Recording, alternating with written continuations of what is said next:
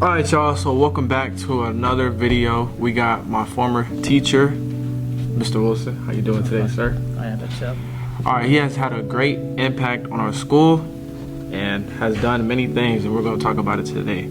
So first I want to talk about the fundraiser that you did for the former student that's passed that had cancer. How did that come upon, and how did you... So it was like about 2 years ago.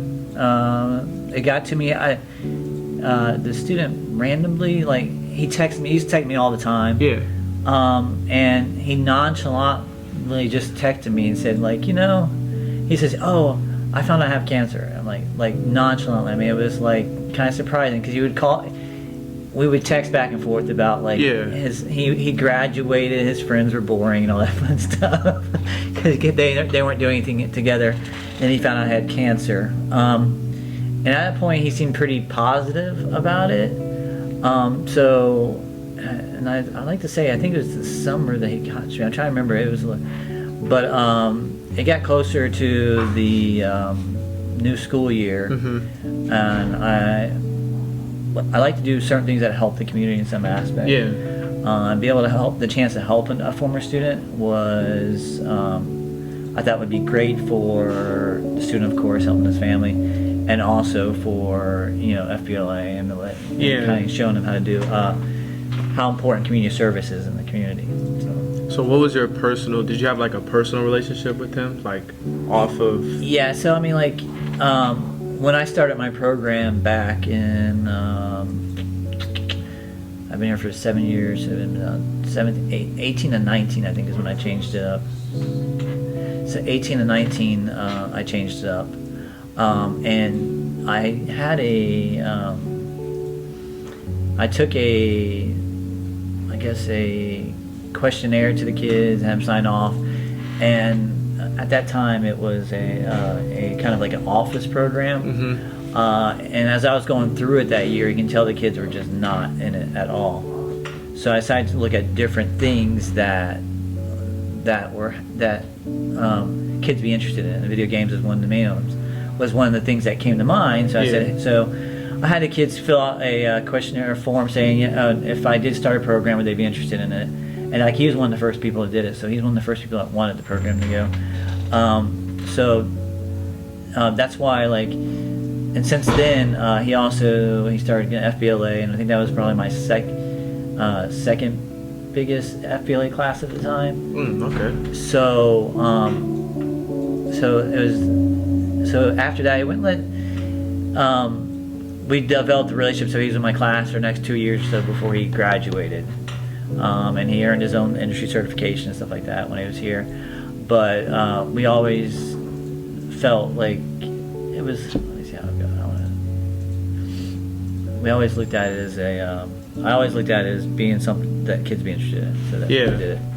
Okay, so that's where it originated from. Right, and he was like one of the first person to sign off on the. So was it was your idea or his idea? My idea. Okay. Yeah, I just knew, like, at that time he wasn't in my class, and that was when Mr. Roundtree was here. And so Mr. Roundtree would bring his class in for that one period, my planning period, and then I would just listen to him, see what they were doing, and then I was like, you know what, let me check into the different programs that are out there to change up what we do here, because I just felt like the kids were just out of it. They really didn't care, it helped in terms of aspect of office, like applications and stuff, and it actually did like checking accounts, stuff like that. But how everything now is automated, so like none of those kids really thought about it or thought it was a big deal to them at all, or if they really needed to learn it. So I just felt like, hey, let me try something new, and let me try this program, and then they all were on board, and I presented to the principal at the time, and then he was like, okay, let's go, let's see how it goes, and that's where it's been since. So was this the second year y'all did it, or that just passed? This would be, I think we're going into 5 years in the program. Oh, okay. So yeah, so I have some kids that have been here. Yeah, I have have had me for it's about 4 to 5 years. I'm pretty sure it's after the first year I changed it totally completely, second year, and from there on out, and I've been here for this will be my 7th school season here. And how did those years, when the events happened, how did they go? Did they go pretty well? Well, I never really did much community service at all. Okay. And then as I started doing the more FBLA stuff, so as I increased the numbers in FBLA, I started looking at different things we could do as an FBLA unit and how much impact we can make on a small community like this. I mean, in a small community like this, it is very easily how quickly you can make an impact on a community. Yeah, you definitely made an impact on this type of community because FBLA did grow.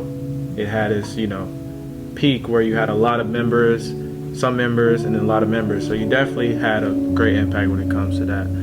So that's great that you did that. So for y'all who don't know, he's the author of 3 books. Actually, 4 altogether. Oh, Or 4. well, I still 4 had the books. 4th one here. There's 5 altogether, but I only have 4 that are actually published right now. So. Okay, so we have one in the making then. Right. Yeah. Well, I have one that is sitting there just waiting to be released. The one that initially started it all, which is the one that started my writing, I don't have with me. That was the one I did back in 2014. So, go ahead. What inspired you to start writing? All right, so it actually started from my very first book was done in 2014, and it was dedicated to my brother, who was killed.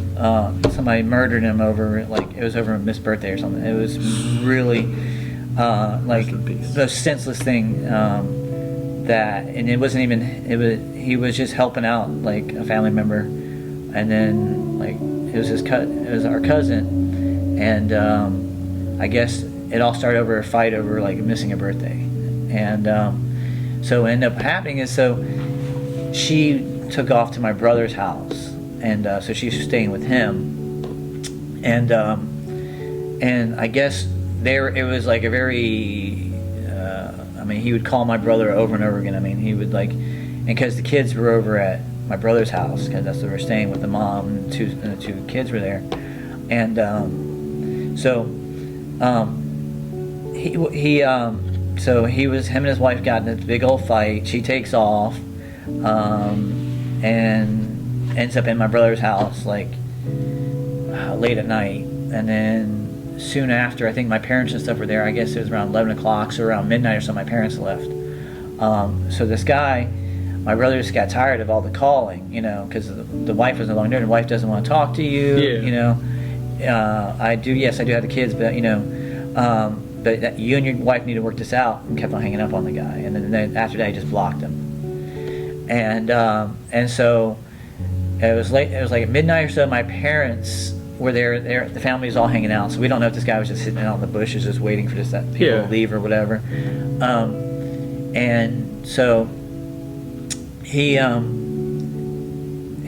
my parents leave, and then actually the guy's wife left too. They went to the store to get something, I don't know, cigarettes or something, I don't know. And I guess they left the back door open, and so I guess the guy snuck in through the back door, I guess with a shotgun or something, and then I guess with his daughter. So his daughter was my brother was sitting on the couch with his daughter, and they were just eating popcorn or something, and I guess his other daughter was in the bedroom asleep. Luckily, my nephew and niece were not there, so the guy comes in, and I guess to proceed an argument from what I understand, and I guess he hit him in the head with the butt of the shotgun, and which caused my brother to go on to sit down on the couch and fall over like this, and the guy just went. So yeah, next question. How do you come up with ideas for your books? Where? Well, when I was younger, I'll just get back to what happened. So okay. So how I got back into writing was so at that time, after we lost him, I decided to write a poem, a book dedicated to him. So the whole book is dedicated to him. And then I started looking at how to self-publish and stuff like that. And then finally I released the book in 2014. He was killed in 2013. Released the book in 2014. And then I started helping other authors that, have either not had a book in a while, or have had one sitting there and they just want to release it. So I've had about 3 other authors, I think, that I've released books for. So it was just one of those things I was doing. You don't really make a lot of money in publishing. But for instance, for a lot of my stuff, a lot of my poems, so a lot of my books stem from when I was young. I wrote a lot of poetry, and I had a teacher who used to like save all my stuff, and she would keep that stuff. So, you know, it gave me that drive. So I mean, I think I have about 4 like 3-inch like binders full of those poems that I would just write and write and write and write. So a lot of this kind of stuff came from the poetry stuff came from my passion for writing since I was around 16, I think 15 or 16 years old. So it really started. Yeah. 16, 15. Yeah, and it was over because of a teacher. Oh. Who started to start saving my work, which kind of gave me that like, oh, I mean, I guess I'm pretty decent at this. So, which made me consider, and of course, when you're young, the kind of thoughts that go through your hormones, all that kind of stuff, you know, I used to write it all out on paper, but it's always been poetry. Yeah. Until recently, I actually finally wrote my first storybook. Okay. But which would be like, this also stemmed from another family member, like. So like all this stuff is just short little poems. Like all my books, I have 4 altogether of just poetry books. They're like a combination of what I wrote recently, or from when I was young, or I took what I was doing young and changed it around and kind of like, because you write some weird stuff, so kind of around it. But yeah. So then. After like where I get my deal, so that's where all this stuff comes from. Is from my old poetry, and then all the new stuff I write. But this particular one, where I actually have done the first story, I like to write more stories. But when you do what I do as a teacher, like you're constantly on lesson plans, and plus I'm FBLA advisor, yearbook advisor, and for a while I was a coach there, and also got esports. So it takes so much of my time that the only time I actually get is during the summer, and usually those are break, and usually those turn to like spend time with the family and stuff, or actually getting everything ready for the next year, or doing like different conferences and stuff. So you don't get to sit down and write. Life kind of takes, but this particular one with the story is actually more of a historically, and all I did was I had a family member that recently passed. And she, the last 3 or 4 years. All right, so like this particular book was actually a promise made to my family. Okay. About back in 2016, I sat down with my great aunt, and she would tell me stories about our family, and like and when you're in southern states like Tennessee, there's so much history that runs through that state. So you're going from the Indian Removal Act. You're going to Civil War, and then you have like even during the moonshine, you know, the alcohol prohibition. So a lot. This book kind of reflects different little short stories in my family that were a part of this, and I think the Great Depression too. I think there's the Great Depression. So yeah, so this is kind of like based off of what I found in my family, what the stories in the family. And you know, when it comes to stories in family, they get exaggerated, or sometimes the dates don't work out. So I had to do a little more digging and see how this worked out. I mean, like this one goes back to the Civil War, and I was like going through stuff like Ancestry and like going back and finding like actually like forms written on, like I had one of my family members who was like got shot in the leg, or he had shrapnel in his leg, and it goes all the way back to when he was in the infirmary, you know, in war, and showing like when he signed in and everything else. So it's like going through all that kind of stuff. So, yeah, so you can find like stuff like that, but yeah, that's why this book has like all these different pictures. These are family members. And it's like I still have my great uncle and stuff. Now it's his sister who told those stories, and he actually was part of the storytelling. So they've been trying to make sure after I recorded like 2 hours of our conversations, they've been trying to on me like, when you get that book out, when you get that. So I finally got it done for him last week during the summer. Good. So yeah, it's always been like a personal passion, because like when it comes to writing, it's very difficult to like make money off of it. So that's why, it's a passion. It's a nice passion to have, but unless you have the time and effort to put into it, it's very difficult. That's why I had to give up some of my other authors, because I couldn't dedicate any time to helping them produce, like get their name out there, or help them like do book signings and stuff like that. So a lot of them, like, I gave them their works back, and then they went back on their own and started doing self-publishing. So I have about 2 or 3 other ones that self-publish now that I helped out before, because I just didn't have the time, dedication to do it. But like it's a passion, and if you're a writer, you understand. It's just like, and sometimes you can't just write. It takes a while. It takes a lot. So. Do you have any tips or advice for people that wants to write and wants to publish books? Like, yeah, so like one of the things I would tell you is that because of the digital age now, it is with enough research, you can publish your own stuff. But there's so many tools you can use to edit it and everything else, so you don't have to put all that money for it. A lot of book publishers have to, like, they put a lot of money investing in editing, or some of them don't even, they just have you tell them a story and they have ghostwriters, and they pay ghostwriters to do it. You know, yeah, for real. Which you kind of lose that passion. It's like, it's not really your writing. Oh, you're telling your story, it's cool, but it's not your writing. Yeah. But you see a lot more of that, like ghostwriters and stuff like that now.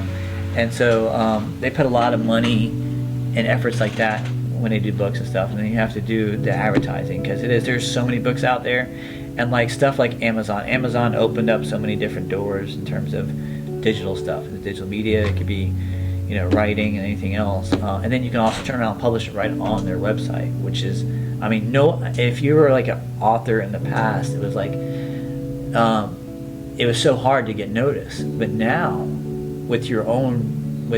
by yourself, you can do it on your own. And you learn lessons as you go along in terms of like how to format and stuff like that. But it is. I would say if you want writing, just write, and then go back and kind of like have somebody else look at your stuff, because a lot of people, you can't edit your own stuff, because if you do, you don't catch your own mistakes. Like you're used to erasing. So you think somebody else should look at it? Yes. Okay. You want to make sure that other people look at your work, especially maybe an English teacher, somebody like that who deals with words all the time. Mm-hmm. Because if you do it yourself without any other tools, you will not catch your mistakes. Did you use any tools for your books? Or no? I use stuff like the Grammarly and all that kind of stuff to kind of like correct my grammar. Okay. It's a give and take, because like sometimes they're not always correct, Mm-hmm. and they'll reword stuff or shorten things. You kind of don't like the way it kind of flows. So just there's so many tools out there. Yes, there's ChatGPT and all that does help you. Like if they see issues with your work, you can do that. But you always have to look over yourself, and you can catch probably other mistakes. You have a tool fix your mistakes. You can probably go back and fix the mistakes that they made. So, but so there are so many tools out there. A lot of people now actually use ChatGPT to write books, totally. That's just not them. It's like and that's why it's difficult, because it is a good tool and it helps you with structures and stuff like that. Yeah. And like your grammar, but it's not as personal. It doesn't like that personal feel to it. But it is a tool that can be used. A little bit. It's a tool that can be used. So, do you think people should use like ChatGPT? Yeah, you just use it as a tool and not as the driving force. Okay. So, your driving force is going to be your own writing, and that tool is just to help you restructure your writing, kind of make it a little bit more, because get a better flow to it sometimes. It just depends, because a lot of times they just correct a lot of your grammar errors, or like if you're or using it for if you're doing a historical book, you can use it to kind of ask the questions like, all right, back in this year, what went on, and it would give you the best spelling. But you also got to take that with a grain of salt, because it's not always accurate, but you can research it yourself and kind of confirm things. No, it's all a good tool. Everything's a good tool. Sometimes building your own the covers and stuff, you have to use tools like that to kind of make it, work out correctly, or use stuff like Canva and stuff like that kind of like work into your, make your cover a little bit more palatable. But yeah, so it's, because I think this is AI generated right here. This one. I didn't draw that one out. You kind of describe what you want, and you try to give you what kind of scene you want. Yeah. You kind of take it and you revise it over and over again to kind of get your feel for it. Just like if you're dealing with an artist, Okay. Just like you're dealing with an artist. I mean, like you're dealing with an artist, you just tell them your ideal, and they kind of put their spin to your ideal, and then you kind of go, oh, you like that or like not. So it's basically, you think it's the same? Yeah, Like, to me, it's like for something like that, you're like, okay, I don't like the way this looks. Can you darken this? Can you do this? Can you do that? Just like you're talking to a person, anyways. Just like you're talking to an artist. yeah. But of course, artists make their money off. Also, money's art. It costs Yeah. money to get artists to do that. But like all these tools are available to anybody. It's just a matter of having the time and taking that passion of yours and moving forward with it. All right, so we're gonna move on to the next topic, and it is about the esports club, because I know we originally didn't have that at our school. When did you want to establish that, or when did you decide? So like back, I think it was right before COVID. We looked into doing it. I'm trying to figure but it was cost a lot of money. I think I did it for 1 year. COVID hit, but it wasn't like, it was like try it and see how it goes. I had some people play, but like it was the same thing. People didn't show up. People didn't do nothing. They didn't show up. They didn't do it online at home. And then COVID hits, and then to get people back into esports, there's other companies that actually like say, hey, we can do this only for $1 and you can rejoin us. And the thing was, though, is again, like the kids just, there was no follow through. There was no follow through by the students. And at the time, we were still building the game design program. So the game design program is going to drive esports in terms of whether it be money or whatever. It's part of the same program. So once COVID hit, I think like Florida had like a thriving like esports league, a scholastic esports league where like teams go against each other. Yeah. And once COVID hit, that man just all fell apart. Like that whole the Florida league just, I guess whoever was running it stopped, and so the last year or two, so like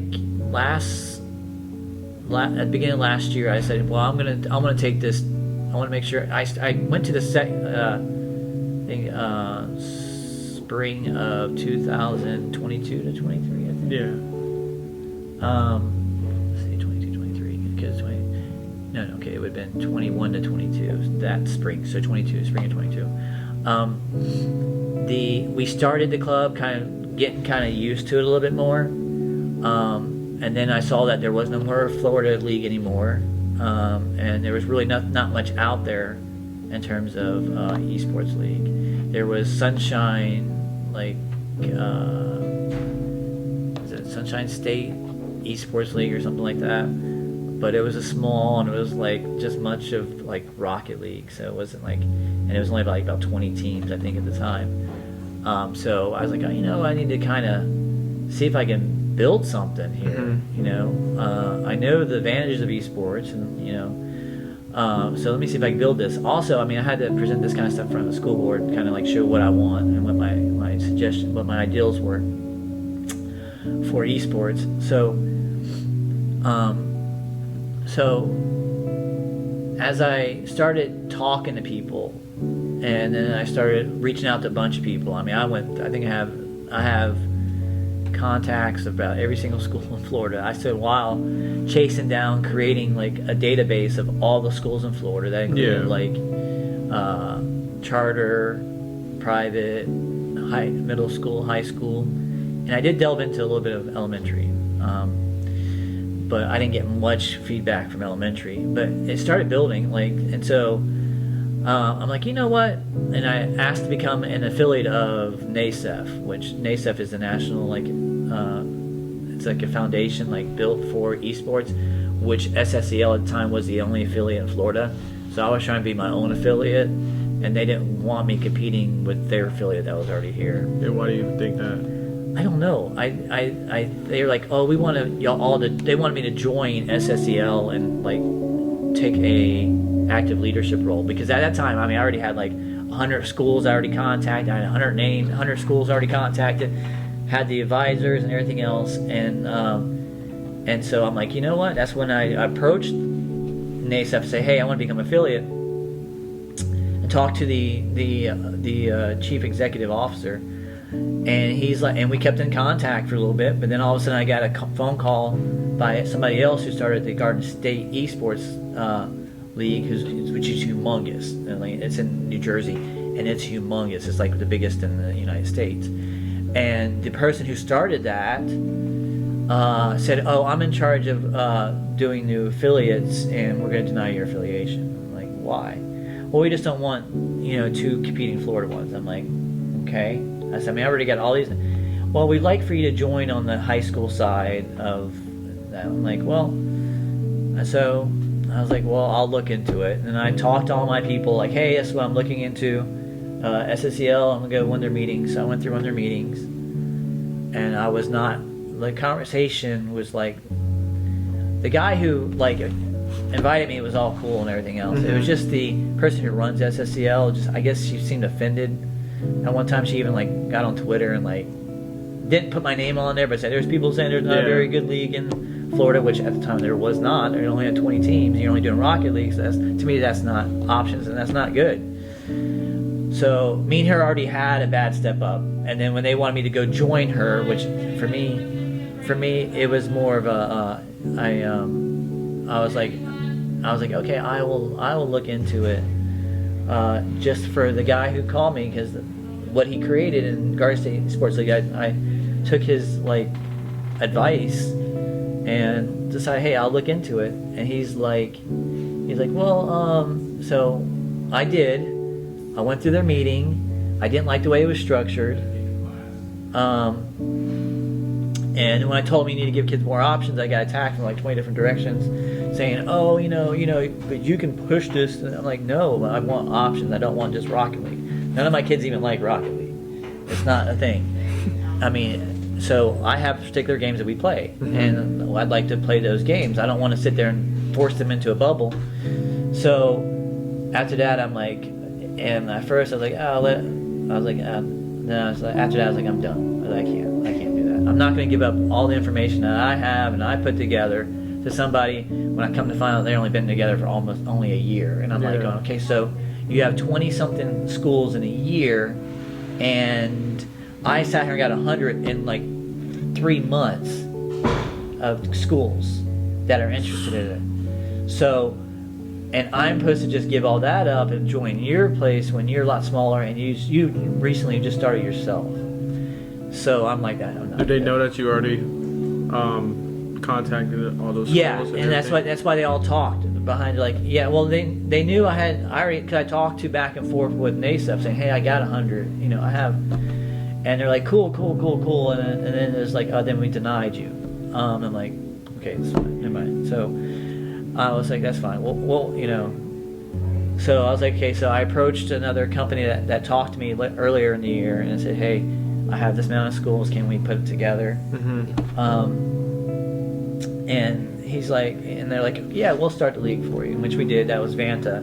So they started the league for me, and I just gave them the information. They helped me contact. They took a lot of the pressure off of me at the time, because me reaching out, they took a lot of pressure off me, which was very helpful. But so I owed them for that, for helping out. But like, so this year now though, I'm looking at becoming an affiliate of the USAEL.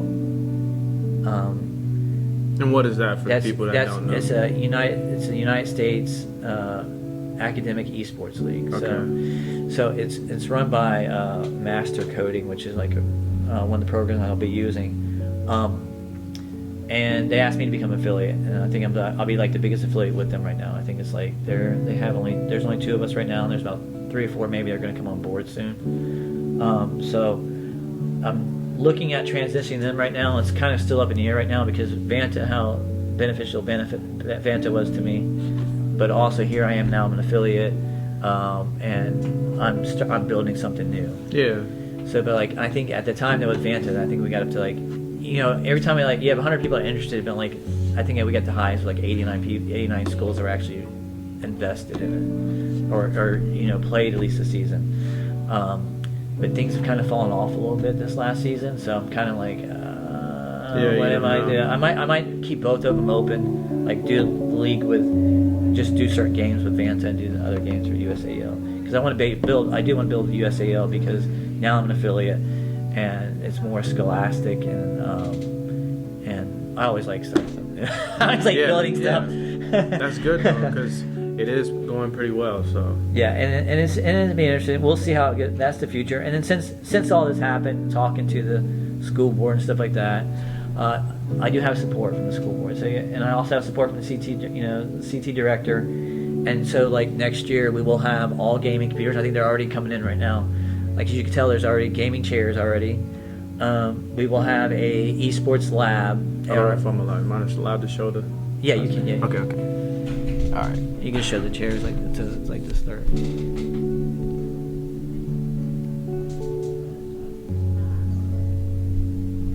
And so, and right now we're getting gaming computers, gaming like keyboards, all kinds of stuff. So, and then I can build kind of like an esports arena for me. Yeah. So like and things are gonna change. You think gonna be next year?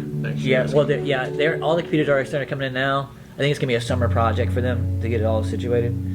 So that's what we're working on now. I've already had meetings about what we want to do in here, and we're looking at other options too. I won't say too much about the options, but that's for the secret, y'all. Yeah. So, but we have to work on for those options. We have to get permissions on those options. So, but no, it's grown since we started the gaming design program, and now here we are going to have the only esports arena in the area. So that means are the other schools going to be competing here too? So that was always the goal, to like be able to take it like a sport, like football. You go to somebody's home, you could do it. But there's so many schools that only have like small little rooms with it, or they just have like laid out. They use their own computer, stuff like that. So we haven't gotten to that point yet. But there are a few other things we're looking at in terms of some future plans that might be kind of like a Levy County Showdown kind of stuff, maybe. I've already been discussing that ahead of time. Maybe doing something against all our schools competing against each other, because there's not many so like I have no advisor over in Williston that is interested in doing esports. I have like Chiefland's, like she's so busy she can't do it, and then I have another who also is interested in esports, but they've been so busy. It's like they carry so many different things, or it's time consuming. Esports time consuming. We're here like 5 days a week till 6 o'clock, 5:30, 6 o'clock. So, but luckily I have like coaches that come and help me out. So, but that's been the benefit of it, that we do have coaches that help out, because I definitely am not like this major gamer. As you can tell, I barely have time to do things like this. Yeah. That I don't get a chance to game that much, but I do like doing the administration side of it, and helping out that way, and making things better for the kids. And I want students to like have an inclusive area where they come and play, and so this has all been student driven. My goal is to always provide. It's a small town. A lot of these kids feel like they get kind of like gypped from all these big towns and all the things that they get in the big towns. So I kind of try to feel like that. Hey, you can still get the same things here. It just takes a little work. And when you get that, when you start getting that work, things start happening, and that's what's happened. The last few years in terms of like industry certifications have jumped up so tremendously, which has helped feed the program. So, and which then also feeds esports. So, and then also drives what we've been doing in FBLA. FBLA now we're competing on the national stage now. For the last 2 years, we have had 4 teams all together go national. So, we're up there with the big dogs. Yeah, you know what I'm saying? We go against all those big schools that have 200 or 300 members, and we're still finding our little niche and finding ways to make it in there. I just want kids to know is that just because you're from a small town, it don't mean that you can't, have what you want. You just got to work for it. That's just the drawback on it. And it's not a drawback. It actually it builds character, And so, but yeah, I mean, so we're trying to do what Gainesville and them don't have, which is like esports labs. They don't. They don't. Only one of their school even competes in esports, and that's Lofton, and that's it. And they have their own academy. So Yeah. So everybody else, and we're tied in with UF and everything. So UF has a really great gaming community, and they're the ones that helped out with our events and stuff. So during the tournaments and stuff like that. So, but yeah, hey, future's bright. That's great. That's the thing in Bronson. Right when you're about to leave. Yeah, bro. I figured I don't know. I kind of felt like. Well, you helped build this. You always look at. You helped build something when you left here. I mean, you get certs. You help build what's happening now. So and that's why I always tell the students that came before before y'all is like, hey, I mean, each of y'all have had a hand in this, and especially the FBLA stuff. We made. I mean, these last 2 years as FBLA, we've made things that we've not done in here forever. I think I found one trophy over there where somebody won business plan or something in the nationals. I mean that was way back in 2000 or something like that. So I mean we have to look at it as that y'all have helped build this, and it's all student driven. I can't do this without y'all. You know what I mean? So hopefully the kids in front of y'all will improve it all. Yeah, most likely. I feel like So I think that would be a great thing to see or hear whenever that happens. The bell's about to ring too. Well, I appreciate you for being on. This is a very different type of video. I don't really new to this, so I'm trying to practice myself. I know. So. Hey, as you'll learn as you go on, man. It's just and you'll learn different things on how to approach things, stuff like that. But just keep on doing it. That's what you do. And that's how you build. You know what I mean? Keep on driving, man. Keep on driving. So if y'all like this video or this type of videos, just hit that subscribe button. Y'all know y'all are not subscribers. Y'all are my extended family. So OPC family, I love y'all. I call them OPC because, opportunity community. Yes. I'll just tell you that. Yeah.